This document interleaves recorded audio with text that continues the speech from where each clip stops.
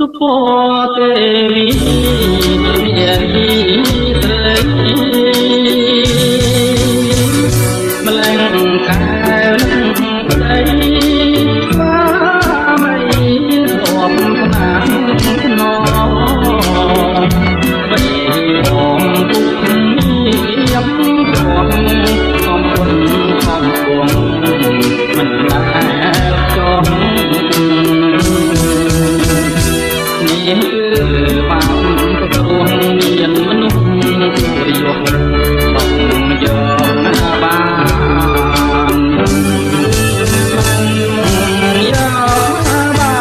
នពេលសោយពេលផ្ទុំពេលស្រស់ស្រស់